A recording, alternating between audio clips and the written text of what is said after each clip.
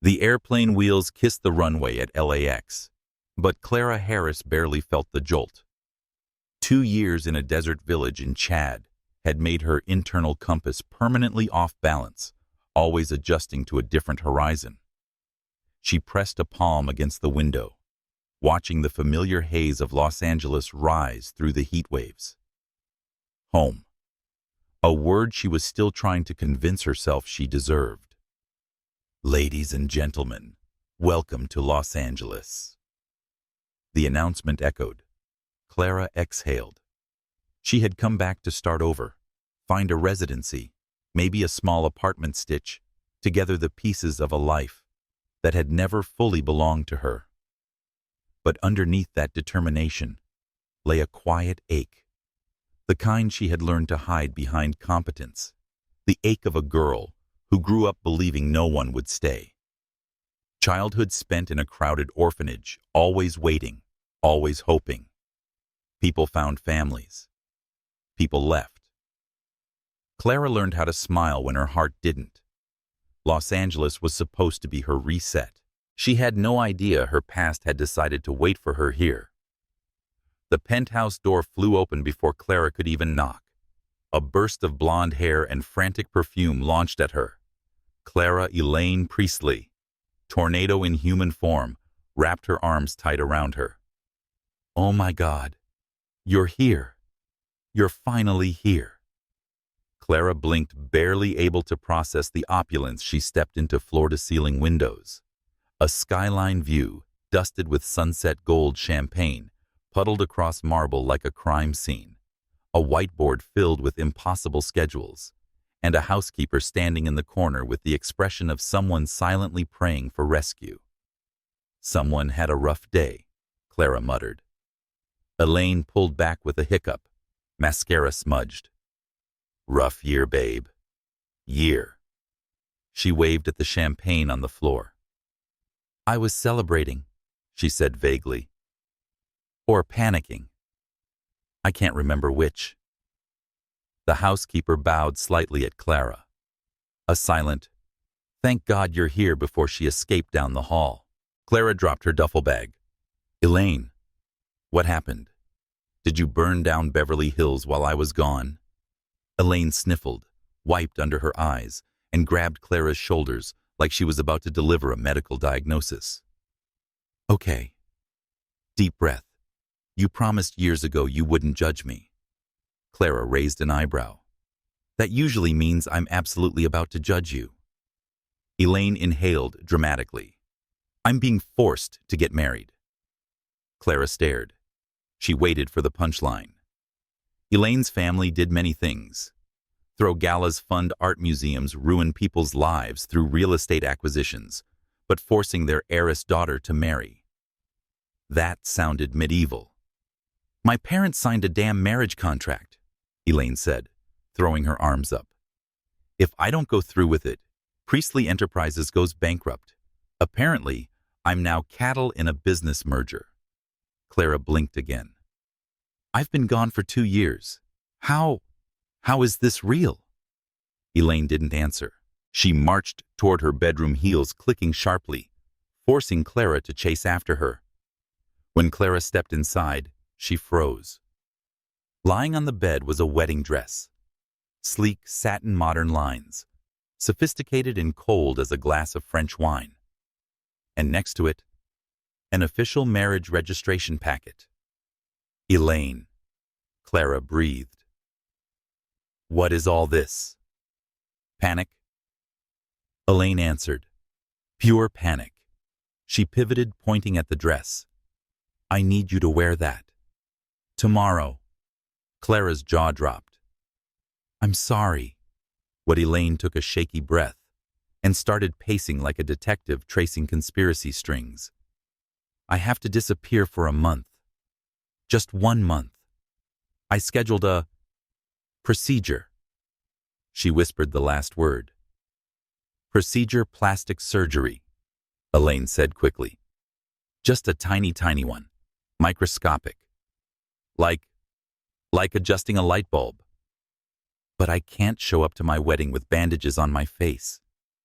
And if I try to postpone the marriage, my parents will.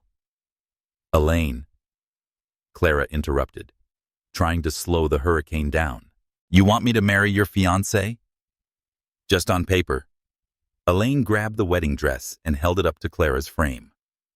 See, same height, same body type, same hair length if we straighten yours. Elaine, Clara whispered, horrified. I don't even know the guy. Neither do I. Elaine threw her hands up. I've only met him once, and that was like, I don't know, 6 years ago. A charity thing. I barely remember his face. Dad said he's neutral enough not to offend investors. Wow, Clara muttered, so romantic. Please, Clara. Elaine suddenly grew quiet. Not frantic, just raw. We grew up in the same orphanage. You know how my adoptive parents can be. They keep score. They collect favors like currency. She reached for Clara's hand with trembling fingers. You once told me you couldn't pay me back for helping you get into medical school. But this is how you can. 1 month. Just sign the certificate. Pretend to be me. No kiss. No vows, hell. You won't even have to look at him. Then I come back. We switch everyone's lives happily ever after. Clara pulled her hand back slowly. The orphanage memories flickered like old film reels. Elaine sneaking extra food to her when the kitchen ran out. Clara helping Elaine hide from bullies, both of them promising under a blanket fort that they'd save each other someday. We're adults now, Clara whispered. Promises made when we were 10. Don't have to bind us forever. But they do bind me, Elaine whispered. You were the only real family I ever had. Clara's chest tightened painfully. When Elaine spoke like that, soft, vulnerable Clara remembered exactly why she could never walk away from her. Please, Elaine murmured, eyes shimmering. Let me owe you one. Just once. Clara exhaled long and slow, and then nodded. Fine. 1 month. Elaine screamed with relief and tackled her into a hug that squeezed the air out of her lungs. The next morning came too fast. Clara sat in the back seat of a limousine, hands twisting nervously in her lap as they approached the civil registration office. Her hair had been styled into Elaine's signature Hollywood waves. Makeup softened and brightened her features, reshaping her into a near copy enough to fool the public, maybe enough to fool a man she'd never met. Or so she thought. When the limousine door opened, the sound in the world seemed to dim. Because the man who turned toward her wasn't a stranger. He wasn't even close. Miles Kipling stepped forward, tall, broad-shouldered, with the controlled elegance of someone used to commanding boardrooms and entire industries. His eyes were a startling blue, a winter sky after a storm. His hair, a tousled shade of deep brown, caught the morning light, and Clara felt the ground tilt under her feet. Miles Kipling, the boy from the orphanage, the boy who used to sit beside her during lightning storms sharing a blanket because she trembled too hard, the boy who once stood between her and 3 bullies, twice her size, the boy she had loved in the quiet, secret way children love wholeheartedly, endlessly, and without any hope it would be returned. And he had grown into a man even more breathtaking than her memory allowed. Clara's pulse slammed in her ears. He can't recognize me. He can't. She prayed for the comfort of anonymity. But when his eyes met hers, something sharp flickered in his expression. Recognition, or something dangerously close to it. Elaine Priestley, he said softly, stepping toward her. His voice was lower now, magnetic, warm, devastating. Haven't seen you in a long time. Clara swallowed hard. Yes. A long time. He lifted her hand to shake it, but instead brushed a thumb gently across her knuckles, a gesture strangely intimate for 2 people supposedly meeting again after years. His touch burned like memory. Does he know? Before Clara could panic, he leaned closer, his breath ghosting her cheek. And then he smiled, slow, enigmatic, almost fond. "It's an honor," he murmured, "to finally have you as my wife." Her heart stopped. Her lungs forgot how to work. Everything inside her screamed, "Run, tell the truth, do something," but her body stayed stone still. Miles straightened, still holding her hand with effortless confidence. "Shall we?" he asked. As he guided her toward the registration hall, Clara forced her legs to move. One step, then another. Every breath felt like betrayal. Every heartbeat felt like a lie. But the worst part wasn't the deceit. It was the terrifying, overwhelming realization blooming inside her like a returning wildfire. She had never stopped loving him. And now she was becoming his wife on paper for a month, under a false name, in a twisted fate neither of them could possibly understand. He glanced back at her, once his blue eyes unreadable, a small curve tugging at the corner of his mouth. "You look nervous," he said quietly. "Don't be. I don't bite." The warmth in his tone made her knees soften. Clara forced a smile, even as panic and longing tore through her. "God, please don't recognize me, and please don't make me wish you would." The doors opened before them. Their names echoed in the registry office, and Clara stepped inside knowing her entire life had just tipped into a storm she wasn't ready to face. The drive to Miles's penthouse stretched across the glittering city like a silent dare Clara wasn't ready for. Night had already draped itself over Los Angeles, the skyline shimmering with gold and neon. But Clara felt none of its warmth, only the heavy beat of her pulse and the suffocating awareness that she was sitting in the back seat of a limousine beside the boy she once adored, now a man who wore power like a second skin. She kept her gaze pinned to the window, pretending the view was enough to occupy her thoughts. But every shift of Miles's body, every inhale he took, cut through her concentration like a thread pulled too tight. When they arrived at the penthouse, Clara felt like she was stepping into an entirely different universe, one built of glass steel and an almost arrogant level of quiet. The elevator doors opened to reveal a private sky residence that seemed designed for a man who could rebuild the world if he wanted to.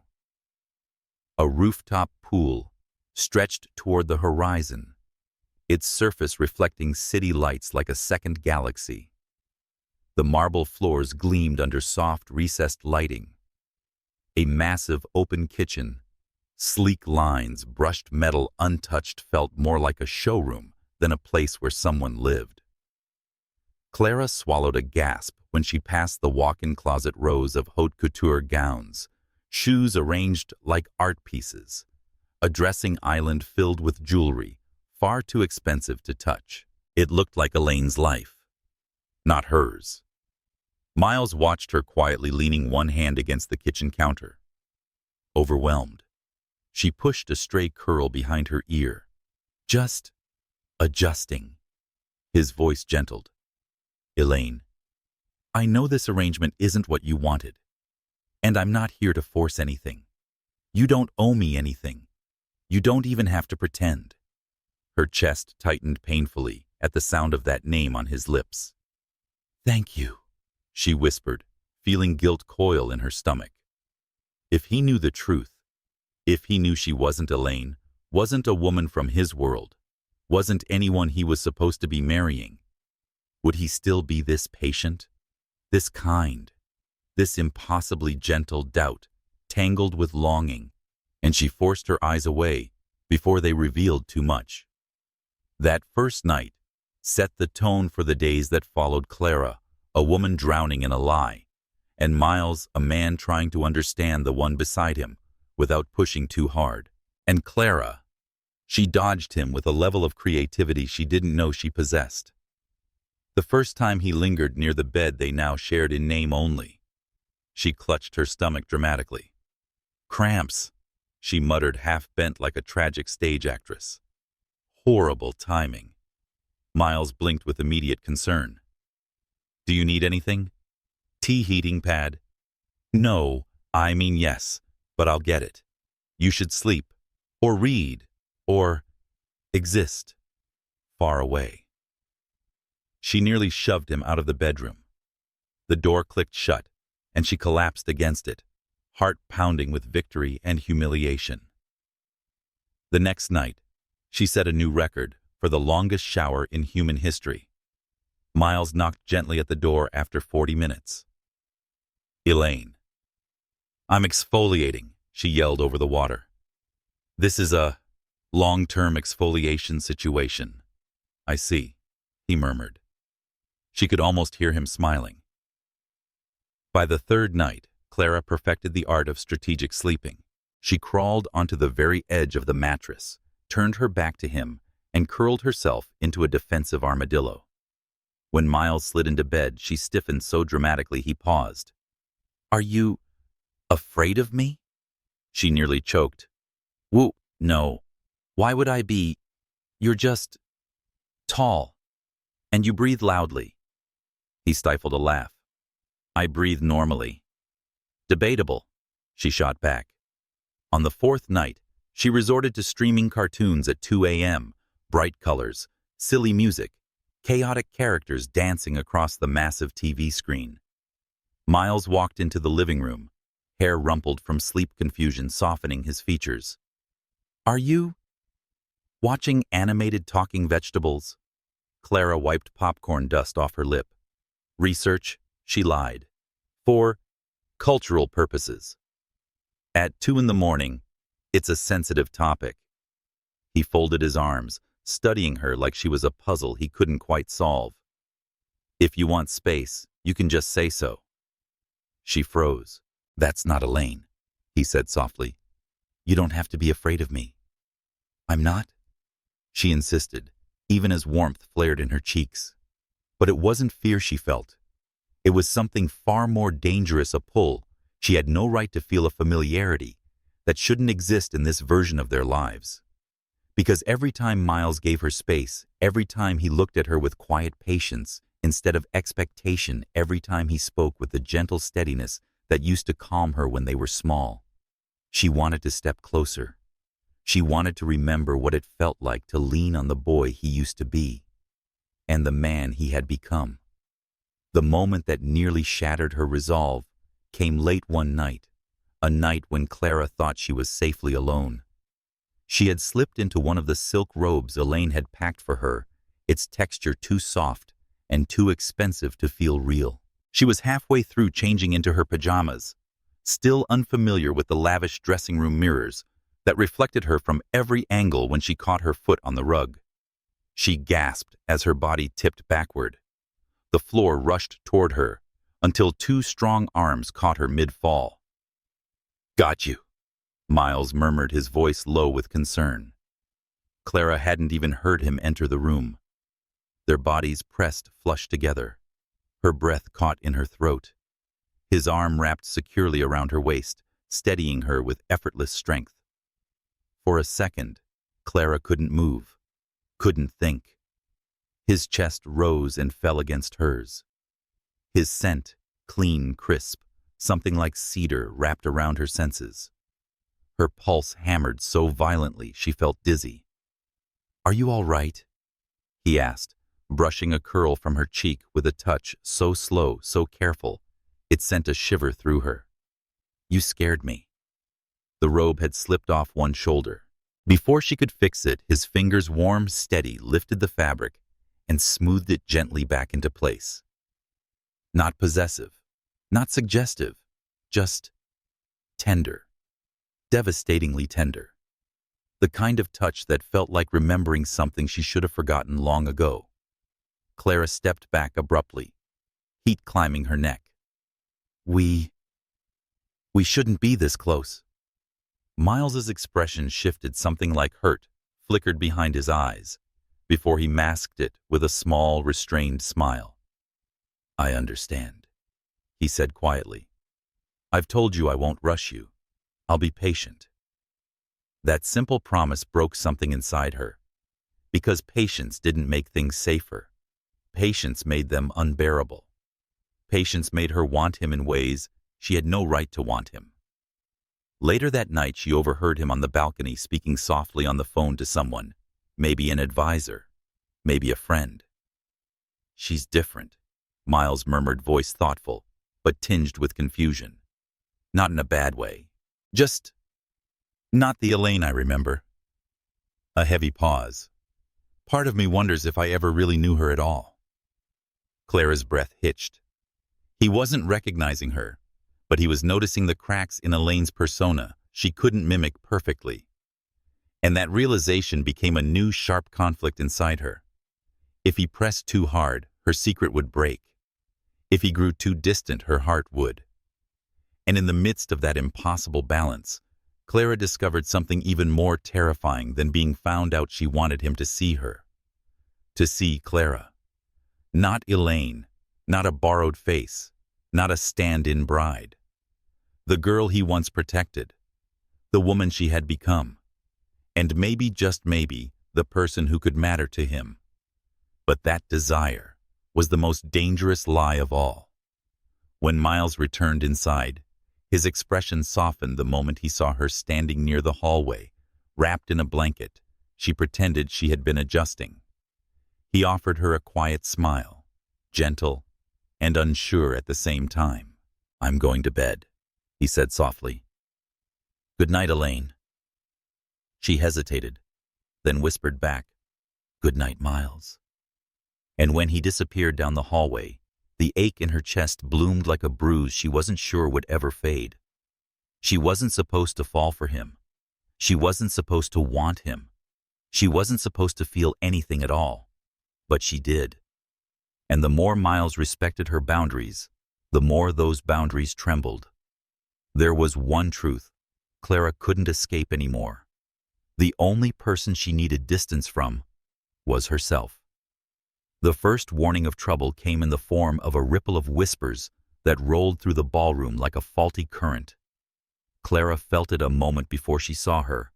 The sharp click of expensive heels, the heavy scent of something overly floral, and then a wave of red hair slicing through the crowd like a flame seeking oxygen.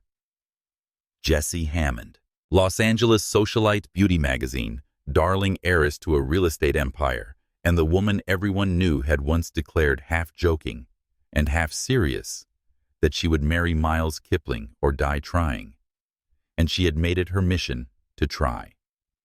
Tonight, she wore a scarlet bodycon dress that clung to her like a second skin, a dress clearly designed not to be ignored.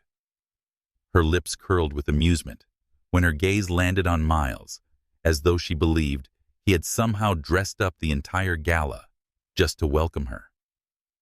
But when she caught sight of Clara standing beside him, her expression froze, the amusement draining into something sharp and predatory.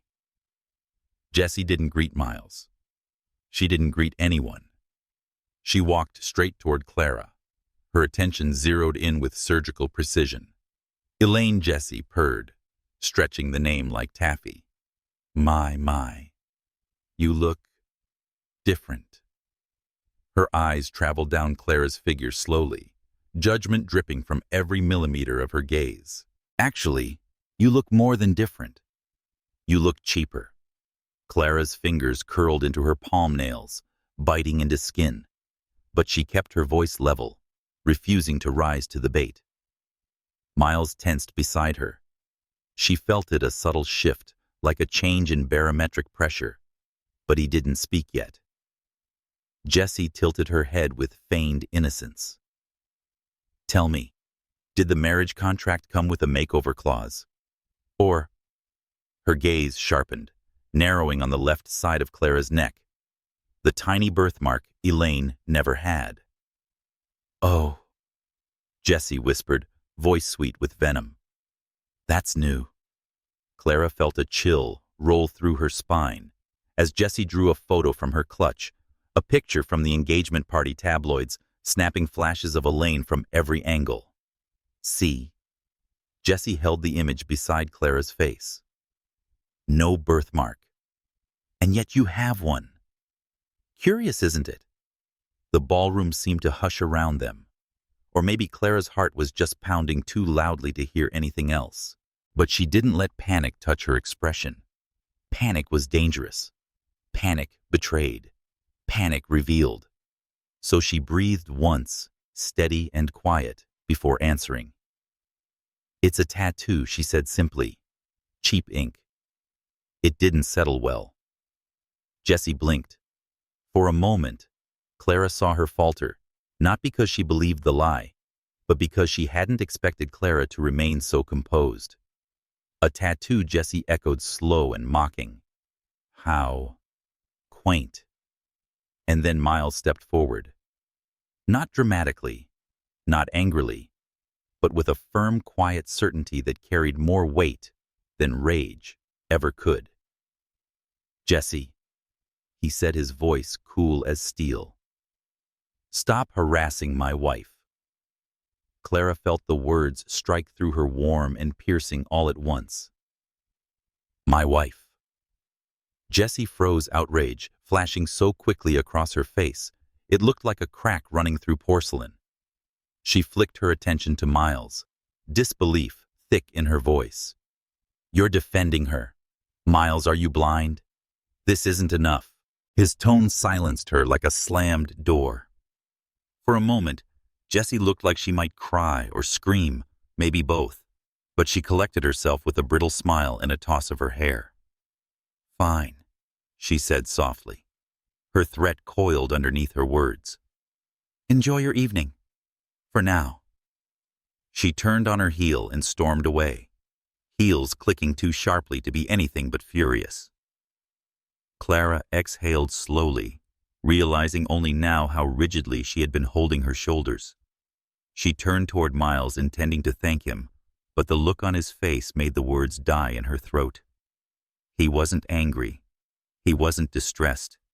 He was studying her, carefully, quietly, deeply, as though seeing details he hadn't bothered noticing before, even though she had prayed he wouldn't. "That was impressive," he murmured. "How calm you were." Clara forced a small shrug, though her heart thudded unevenly. "I've dealt with worse." He chuckled softly. "I don't doubt it." But he didn't look away. And the longer his eyes lingered, the more Clara felt that deceptive sense of safety slipping through her fingers. He guided her away from the crowd, toward a quieter corner, where soft jazz hummed and no cameras lurked. She could feel the weight of his gaze, like a slow burn on her skin. "You know," he said quietly, "you didn't act like Elaine usually acts when she's cornered." Clara stiffened. "What do you mean?" Miles didn't answer immediately. Instead, he accepted 2 champagne flutes from a passing server and handed one to her before leaning slightly closer. "Elaine always reacts big," he murmured. "Anger, sarcasm, dramatics. You reacted with logic and control." Clara swallowed, her throat suddenly tight. "People change," she said, aiming for nonchalance. "Sometimes." "Sometimes," he echoed, but something in his tone told her he wasn't convinced. Then came the shift, the subtle, terrifying shift she had been dreading. His eyes softened, then sharpened, then warmed in that familiar, dangerous way. "And another thing," his voice dropped slightly, "you know too much about me." Clara felt her breath hitch. Miles continued slowly, like a man piecing together fragments of a puzzle he didn't know he had been assembling. "You finish my sentences," he said. "You knew exactly how I take my coffee, without ever seeing me make it. You turn the pillow on the bed to the cooler side, something I've always done. You hum under your breath when you're nervous." Elaine never hummed. Clara's pulse hammered.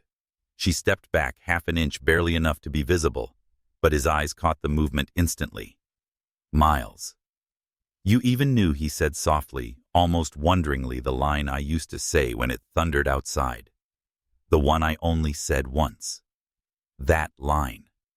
That single memory from the orphanage, the one she had let slip a week ago, when she thought he wasn't listening. The one no stranger could possibly know. Clara felt her composure crack like thin ice. She forced a laugh, brittle and hollow. "You're imagining things." Miles reached up, not touching her yet, but close, too close. His fingers hovered near her chin, and she felt the tremor of his breath. "Am I?" he whispered. Slowly, gently, he tilted her face toward him. "Elaine never looked at me like this either, like what she breathed." His thumb brushed just barely against her jaw, a touch so delicate she almost doubted it happened. "Like you've known me forever," he murmured. "Like you're remembering something." Clara's heart slammed so violently she thought he might feel it through the air. She tried stepping back, but her body refused to cooperate. His nearness felt like gravity.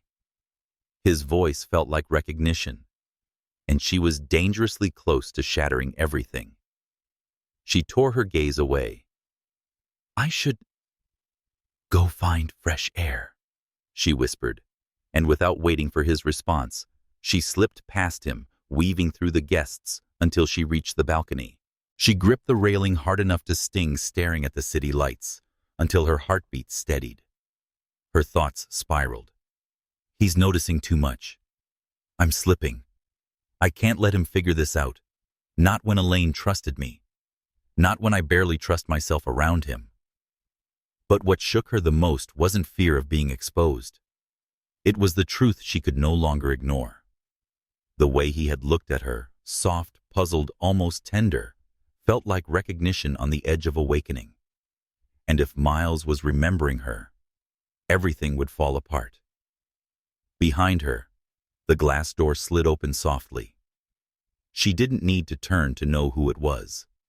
Only one person moved with such quiet intent. "Clara," he began, then corrected quickly, "Elaine." His voice carried an uncertainty she hadn't heard before, and a longing she had no right to hear. "Whatever's happening," he said gently, "you can tell me." She closed her eyes, willing her pulse to calm. She wished she could tell him. She wished she didn't want to, and she wished hopelessly that he would stop looking at her like she mattered. Because if he kept looking at her that way, she wouldn't survive the month. Without turning around, she whispered, "Some things are better left unspoken." She didn't see the flicker of hurt that crossed his face, but she felt it like a bruise blooming between them. And that was the moment Miles Kipling's suspicions truly began. Not because she had slipped, but because she had run. Clara had always believed hospitals were safe, sterile hallways, controlled chaos, and rules that made the world feel manageable. But safety was an illusion, and it shattered the moment she heard her own name echo through the corridor like a gunshot. "Clara Harris." The male voice cracked with disbelief. Too loud, too familiar. Clara froze mid-step. Miles froze beside her. She didn't turn, didn't breathe, but the footsteps came fast and clumsy, and suddenly, a figure skidded into their path, breathless and flushed. Dr. Andrew Brooke, her former colleague. A man who had once mistaken her friendliness for affection, then clung to that delusion long after she'd gently drawn a line. His eyes widened at the sight of her, in designer clothes. Her hair styled like a socialite, and a diamond ring on her left hand that glittered under the hospital lights. "Clara," he gasped, voice pitching high with betrayal. "You disappeared. You ran off to Africa, and now you show up married to a billionaire." His gaze darted to Miles, who regarded him with a coldness that could freeze oceans. Clara felt her stomach drop. This wasn't just inconvenient. This was dangerous. Too many ears. Too many eyes. One wrong word and her world would collapse. She forced a laugh, light, airy, completely hollow. You must be confusing me with someone else, she said, praying her voice didn't tremble. Andrew's face twisted. Confusing you? Clara, don't be ridiculous. I worked beside you for 2 years. I know your voice, your walk, your eyes. Why are you pretending? Miles stepped between them with quiet, lethal precision. Do not raise your voice at my wife. The temperature in the room dropped 10 degrees. Clara felt it in her bones. Miles wasn't jealous. He was protective in a way that made her breath catch. Andrew faltered, swallowed, then attempted a wobbly smile. Well, wife. Right, of course. Let's pretend I didn't know her before she... Enough. Miles didn't raise his voice. He didn't need to. The single word sliced through the air, silencing Andrew completely. Clara grabbed Miles's sleeve gently. Let's just go. She didn't look back. If she had, she might have seen Andrew's expression twist into wounded pride. And something darker. That night, her worst fear materialized. Jesse found him. Clara didn't know how Jesse always knew things she shouldn't. Maybe she paid someone. Maybe she stalked Clara's schedule. Maybe she was simply feral enough to sniff out vulnerability like blood in the water. Either way, Andrew found himself cornered in the hospital parking lot, pressed against the cool metal door of his car, while Jesse blocked his exit, her red hair gleaming like a warning flare under the streetlights. Tell me everything, she purred, waving a wad of cash in front of him, and I'll make it worth your while. Andrew hesitated just long enough that she knew she'd hooked him. She's not who she says she is, he blurted. Her name isn't Elaine, it's Clara Harris. Jesse's smile sharpened. Go on. He swallowed.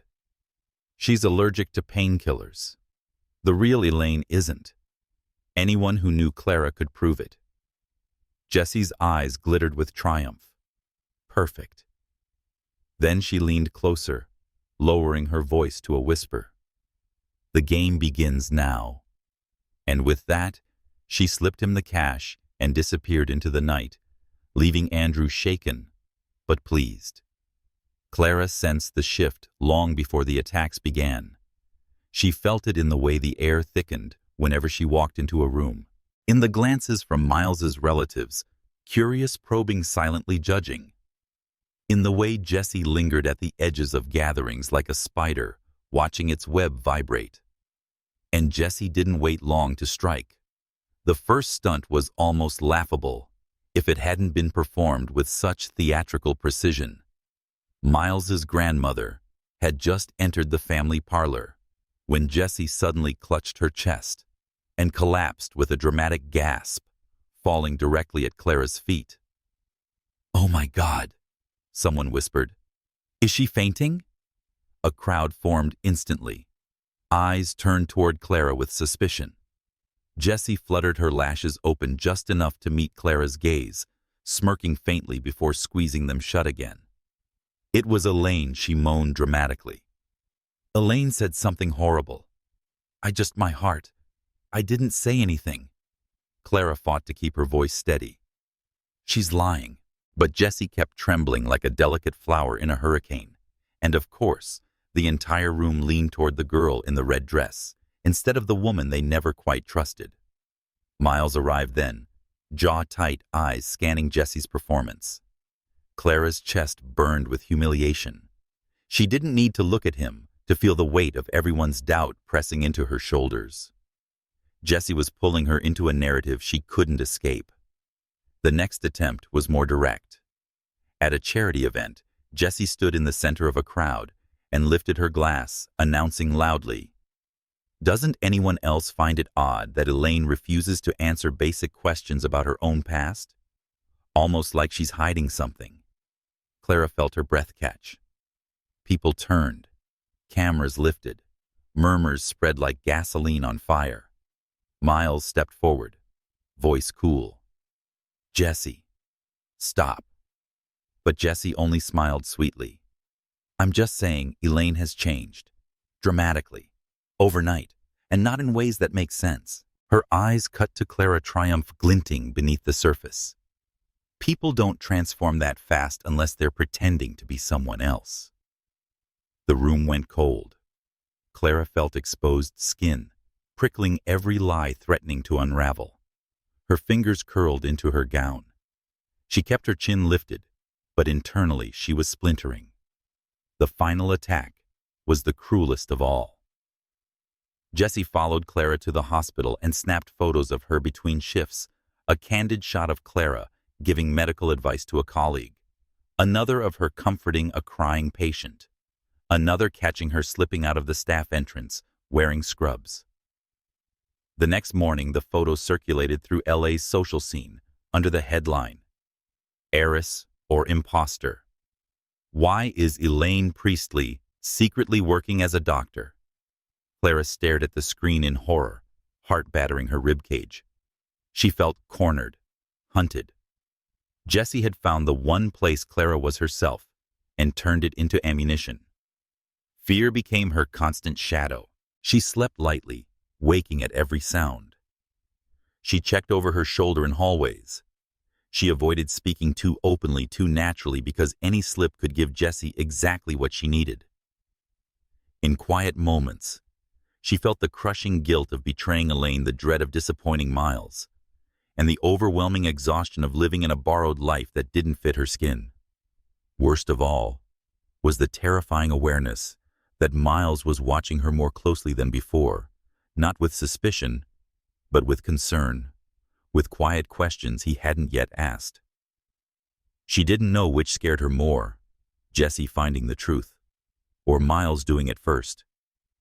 Every day the walls felt like they were closing in, and Clara knew if Jessie pushed just a little harder, something was going to break. The message came shortly after sunset, an urgent text on Miles's phone, vibrating against the marble counter of his penthouse, while Clara tried to convince herself she could breathe normally again after another day of Jessie's traps tightening around her. Miles picked up the phone, and Clara saw a flicker of alarm cross his features. He didn't explain. He didn't take his coat or keys slowly. He left in a rush, the front door shutting behind him with a force that made her stomach twist. Something was wrong. She felt it instantly. And when she picked up his phone from the counter and saw the notification glowing on the screen, Elaine was in an accident. Come to the Paradise Hotel. Urgent. Her lungs collapsed. For a split second, she was frozen, the world blurring around her. Then she grabbed her bag and ran out the door, mind racing, heart pounding in uneven bursts. She had seen Jessie's desperation, her rage, her growing instability. Nothing about this message felt real, except the fear it carved into Clara's chest. Her legs carried her through the city faster than she had ever moved at the orphanage, at medical school, at any moment in her life. Mile after mile blurred beneath her, taxis rejected because traffic was too slow. Buses ignored, every instinct screaming only one thing: find him. Find him now. By the time she reached the hotel, her lungs burned and her vision swayed, but she didn't stop. She shoved past the startled concierge, sprinted toward the elevators, slammed the button until it lit, then bolted down the hallway toward the suite number she'd pried from the terrified front desk clerk. Her pulse roared in her ears. Her hands shook. She didn't know what she would find, only that she had to reach him. Inside the suite, the scene unfolded exactly as she feared. Jessie had led him there under a lie so flimsy it was practically transparent, and Miles, caring, loyal, infuriatingly earnest, had fallen for it because the thought of someone being hurt would always override logic in him. Clara burst through the door just in time to see Jessie pressing herself against him, her hands sliding up his arms, her lips inches from his, her voice laced with false sweetness, dripping into poison. "Don't fight it, Miles," Jessie breathed. "You know you want." Miles shoved her away so abruptly she stumbled. "Have you lost your mind?" His voice was ice, sharp, controlled. But beneath it, Clara heard something deeper disgust. Betrayal. Jessie's eyes widened, then narrowed, but before she could retaliate, the sound of Clara's breathless gasp sliced through the room.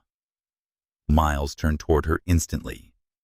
His expression, anger 1 moment earlier, melted into something shockingly tender. Concern flickered through his eyes, followed by disbelief, followed by something Clara couldn't allow herself to name. "You came here?" he asked quietly, almost disoriented by the sight of her. Clara braced herself against the doorframe, chest rising and falling in frantic rhythm. I thought you were in danger," she whispered, voice trembling. "Jessie said, she said I was hurt, and you rushed out, and I couldn't just sit there wondering." Her breath caught, emotions crashing violently through her. "I was scared you'd—" She couldn't finish. Miles crossed the room in 3 strides, every ounce of anger directed at Jessie, evaporating the moment he saw the panic rippling across Clara's face. "You ran here?" he asked softly, his thumb brushing her cheekbone with instinctive gentleness. "From the penthouse." She nodded, embarrassed, exhausted, unable to catch her breath. A tremor ran through her legs, and she stumbled, and without hesitation, Miles swept her into his arms. It happened so fast, she barely registered the motion. 1 second her knees gave out, the next, she was pressed against his chest, his arms strong and steady around her, anchoring her in a world that had been spinning too violently for too long. "I've got you," he murmured, the phrase so soft it broke something inside her. Jessie stared at them, stunned into silence, fury crackling under her shock. But Miles didn't give her a single glance. His entire focus was Clara. Only Clara, as he lowered her to the edge of the bed and knelt before her, searching her face with something like fear. "Why would you run yourself to exhaustion?" he whispered. "What were you thinking?" Clara swallowed hard. "I was thinking," she said breathlessly, "that if anything happened to you, and I wasn't there, if it was my fault, because I didn't check, I couldn't live with that." She looked away, ashamed of how raw her voice sounded. "I didn't think. I just went." Miles closed his eyes, briefly overwhelmed. When he opened them again, they burned with an emotion she had never seen so clearly. An emotion that terrified her and pulled her closer in the same heartbeat. He lifted her chin gently. "You came because you were scared for me." She nodded barely, a whisper of emotion. Miles inhaled shakily, leaning closer, his forehead almost touching hers. Elaine. The name sounded wrong on his tongue. Wrong for the moment. Wrong for the way he was looking at her. Wrong for the way her heart was unraveling in her chest.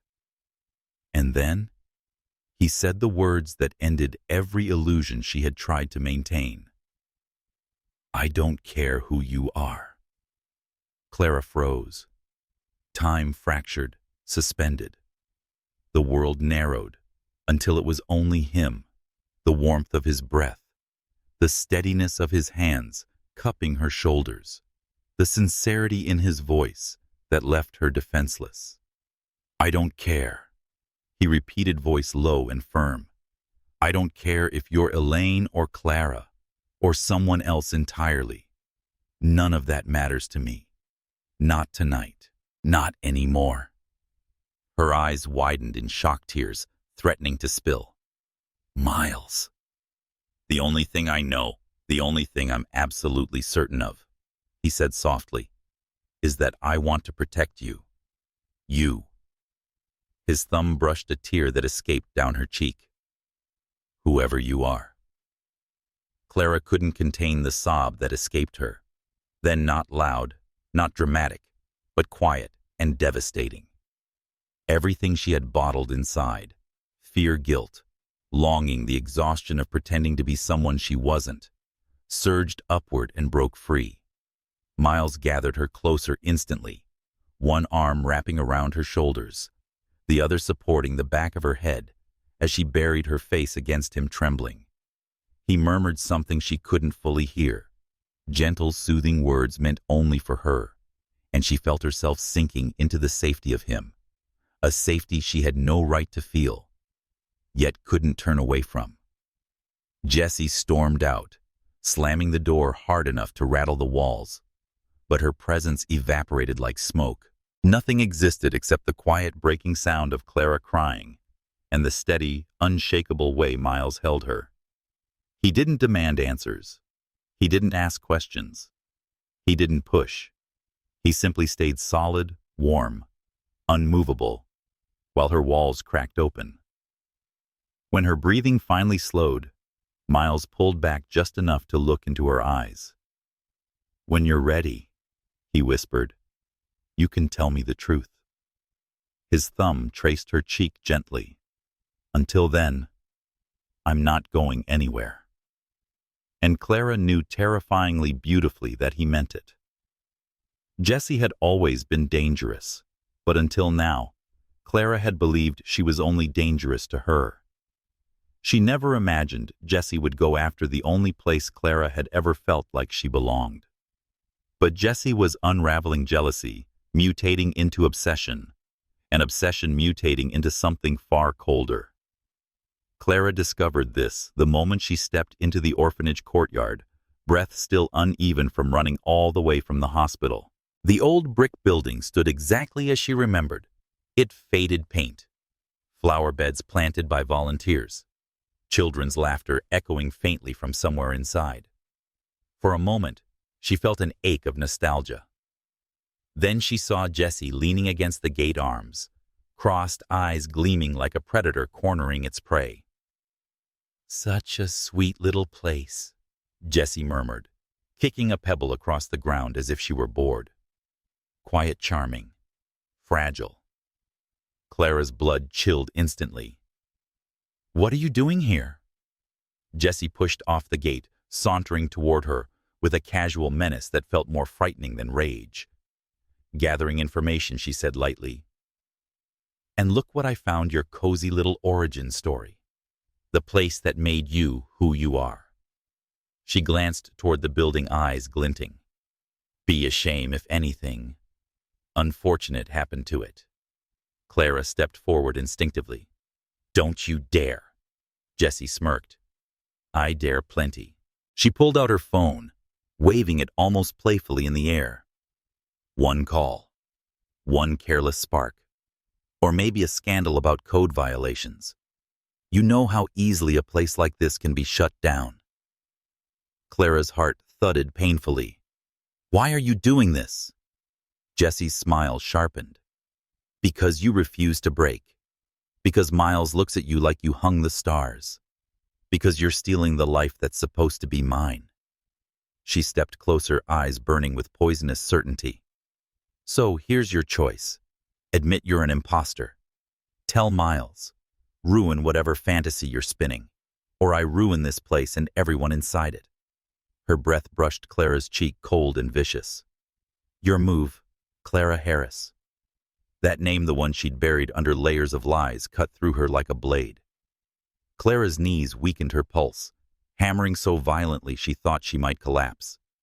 Jessie had cornered her before, threatened her, baited her, humiliated her. But this crossed a line she couldn't tolerate. The kids, the staff, the memories. This place was the only part of her childhood that wasn't painful. Jessie knew exactly where to strike. Clara sank onto a bench as Jessie's heels clicked away, leaving a trail of dread in her wake. She pressed her palms to her face, fighting the rising panic. She couldn't let the orphanage suffer for her lies. She couldn't let innocent children be dragged into a war they didn't understand. And she couldn't live another day inside this deception, while Miles slowly pieced together a puzzle she'd been desperate to keep hidden. Something had to break. And it had to be her. Clara returned to the penthouse long after dusk, exhaustion clinging to every part of her. Miles sat on the couch, jacket tossed aside, worry written into every line of his posture. When he saw her, he stood instantly. "Where were you?" he asked, voice low, strained. "I've been calling you." She swallowed hard, unable to meet his eyes. "Miles, I need to tell you something." He froze. The quiet in the room thickened, pressing against her ribs. She didn't know how to begin, so she forced the words out quickly, like ripping a bandage from an open wound. "I'm not Elaine." The silence that followed was devastating. Miles didn't move, didn't breathe, didn't blink. Clara continued, voice trembling despite her attempts at control. "My name is Clara Harris. Elaine is my friend. My best friend. She needed time. She needed to disappear. And I owed her, so I—" Her throat locked. "I married you in her place. I pretended to be her. I pretended because she begged me. But I should have told you sooner. I should have walked away before it went too far." Her vision blurred as tears slipped free. "I'm sorry. I'm so sorry. I never meant to hurt you." Miles stared at her for what felt like an eternity. The weight of his silence crushed her. Then slowly, so slowly, she thought she imagined it. He exhaled and lifted a hand to his forehead, as if processing something immense. When he finally looked at her again, his eyes weren't filled with anger or betrayal. They were soft, achingly soft. "Clara Bear," he murmured. The nickname slammed into her like a tidal wave. No one had called her that since childhood. Her breath hitched. What did you say?" Miles's lips curved into the gentlest smile she'd ever seen on him, heartbreaking in its warmth. "Did you really think I wouldn't recognize the little girl who used to hide under the cafeteria table during thunderstorms?" She stared at him, stunned into silence. He stepped forward, brushing a tear from her cheek with his thumb. "Did you think I forgot the girl who shared her only birthday cookie with me because I didn't get one?" Another tear fell. "Or the girl who once tried to fight 3 older boys because they tore my sketchbook?" Her knees wobbled. He steadied her with both hands, pulling her closer with a tenderness that left her breathless. "You grew up," he whispered. "But I would know you anywhere." Clara broke. A soft, shuddering sob escaped her, and Miles wrapped his arms around her, instantly holding her against his chest, as if shielding her from the world. She gripped his shirt, trembling, overwhelmed by relief and shame, and something too powerful to name. "I'm sorry," she choked. "I didn't tell you because I didn't think you'd want the girl from the orphanage. I didn't think you'd want me." Miles's hand slid to the back of her head, fingers weaving through her curls. "I wanted you. Then," he murmured, "I want you now." She pressed her forehead into him, unable to breathe. He kissed the top of her head softly, a promise more than a gesture. "And for the record, I've known for a while." She pulled back enough to blink up at him. "You knew." His gaze held hers steady and impossibly gentle. "Not from the first day. But you gave yourself away little by little." His thumb traced her cheek. "The way you talk. The way you care. The way you look at me." Heat flooded her cheeks. "I didn't look at you anyway." "You did," he said softly. "Like you were remembering." Before she could respond, Miles's laptop chimed from the counter. A video window had opened. Elaine, wrapped in a spa robe, face still swollen from her procedure, waving enthusiastically. "Clara," she exclaimed, voice echoing loudly. "If you're seeing this, it means you finally told him." Clara covered her face with both hands as Miles stifled a laugh. Elaine continued cheerfully. "First of all, don't be mad. Second, yes, I knew from the beginning you loved him. And third, I absolutely shoved you into this because you never would have admitted it otherwise." Clara groaned. "Elaine." "Look, sunshine," Elaine said sweetly, "you were always going to fall for him again. And he was already halfway gone the moment he saw you. I just expedited destiny." She winked. "You're welcome." The screen went dark. Clara was red from embarrassment. Miles was smiling softly, deeply, like he'd waited a long time for this moment. He cupped her face again gently, coaxing her to meet his eyes. "You were never pretending with me," he whispered. "Not where it mattered." Her heart swelled fragile and radiant as he brushed his forehead against hers. "We'll figure out the rest together," he said. "No more lies. No more fear." Clara nodded, tears slipping down her cheeks. This time they weren't from guilt. They were from the overwhelming, terrifying, breathtaking feeling that for once in her life, she was exactly where she was meant to be. The morning Jesse's world finally collapsed, the sky over Los Angeles was startlingly clear, as though the city itself had been waiting for the truth to break free. Police cars lined the front of the Kipling estate, their lights flashing bright blue across marble steps and manicured hedges. Clara stood behind Miles, fingers curled nervously against her palm, as she watched officers escort Jesse down the stairs in handcuffs. Her red hair, always perfectly styled, now clung wildly to her cheeks. Her eyes, once seething with poisonous confidence, were wide, frantic, confused that her universe was no longer bending to her will. Jesse twisted around, hissing Clara's name like a curse. "You ruined everything," she spat. "You don't deserve him. You don't deserve." Miles stepped forward, posture straight, expression unyielding. "Enough." His voice held a finality that even Jesse couldn't push against. The officers tightened their hold. Miles continued calm and cold, threatening innocent children. Blackmail, breaking into private property, putting Clara in danger. That ends now. Jesse stilled, shock flickering across her face. Miles's tone softened only when he glanced back at Clara. From this moment on, he said loud enough for Jesse, the police, and even the press gathering on the street to hear, "Clara is the one I protect." Something inside Clara broke open, relief, warmth, a trembling sense of safety she hadn't let herself feel until now. Jessie screamed again, but her voice faded as the officers led her away. And for the first time since this nightmare began, Clara felt the air return to her lungs. Elaine flew back to the U.S. 3 days later, breezing through the penthouse doors in sunglasses, a new nose, and an attitude that seemed both triumphant and exhausted. She hugged Clara so tightly Clara squeaked. Okay, Clara gasped, laughing through tears. "You're going to bend my ribs." Elaine pulled back, eyes glistening. "You're safe," she breathed. "Thank God." The relief on her face was unmistakable. Then she turned to Miles with a soft smile. "She's yours now. For real. And I'm officially reclaiming my name," she added dramatically as she held up her passport. "No more identity borrowing. I am fully, legally, beautifully me again." Miles nodded with quiet gratitude. Clara felt something warm unfurl in her chest. Everything was falling into place. No secrets, no lies. Just truth, finally. But she didn't expect what came next.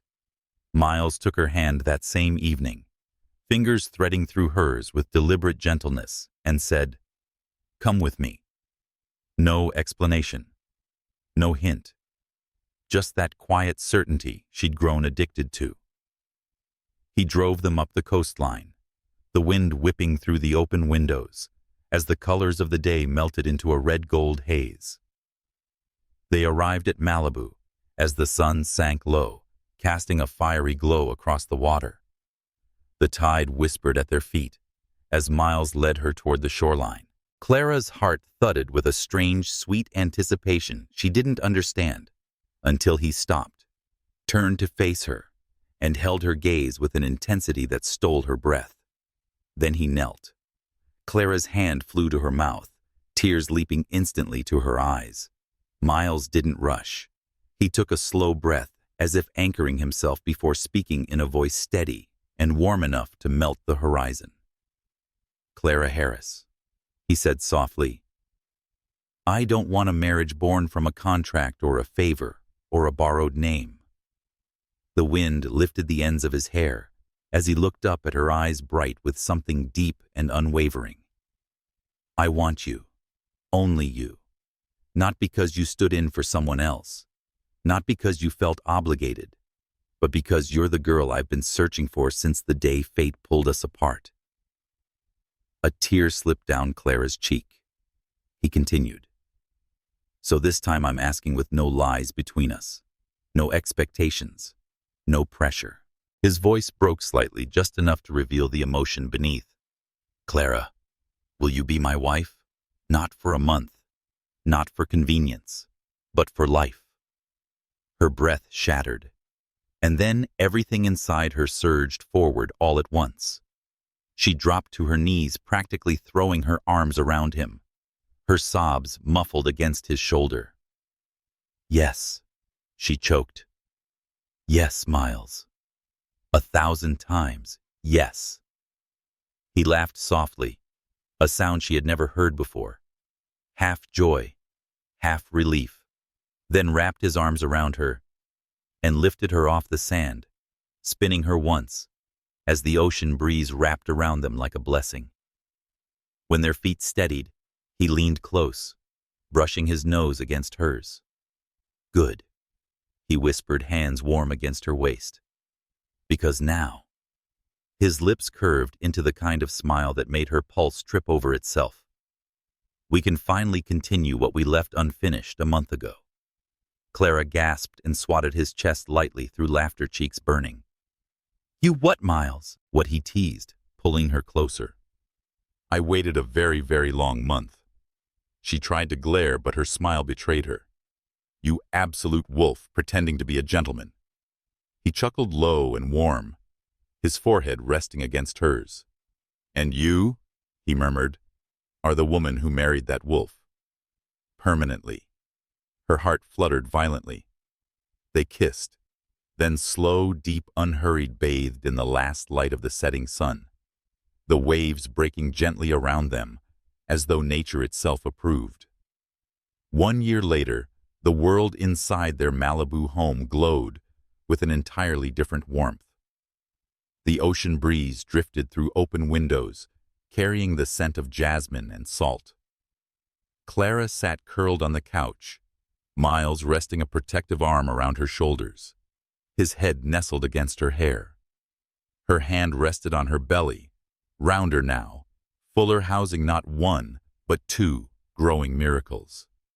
Miles pressed a soft kiss to her temple.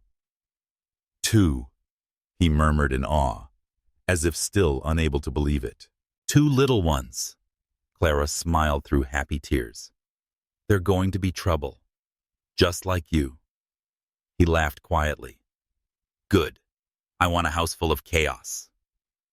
Clara curled deeper into him, feeling his heartbeat against her back, strong and steady. Safe. Loved. We already have that, she teased. Your mother has been knitting baby socks nonstop for 3 days. She's excited, he said. She's been waiting for grandkids longer than I've been alive. Clara giggled, hand sliding over his.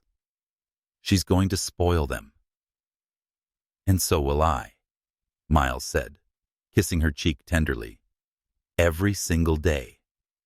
She turned to him, then eyes softening at the sight of the man who had once been a lonely boy in the same orphanage, who had found her again through a web of mistaken identities, chaos and fate. I love you, she whispered. Miles touched her cheek, a gentle smile lifting his lips. I loved you from the moment you shared that cookie with me, he said. And I'll love you for the rest of my life. Outside, the sun dipped into the ocean, golden light filling the room.